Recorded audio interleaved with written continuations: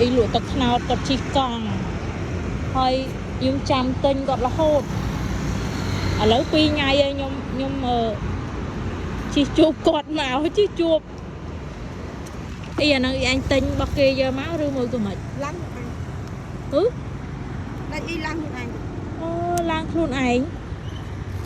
ហើយពីអញជីកង់រហូតហ្នឹងហើយនេះសើទឹកថ្នោតនេះពេញហ្នឹងលក់អស់ទេមួយថ្ងៃអស់ហើយលក់ទៅដល់ណាខ្លះដល់ដល់ឡាងអូជីដល់បឹងសាឡាងមិនចិត្តទេណានេះឲ្យមកដល់2000ណានេះបងប្អូនហើយទឹកថ្នោតគាត់សុទ្ធ 100% មកហើយនេះមើលអូជីកង់ចុះអានេះហ៎អានេះដាក់តូចអីគេ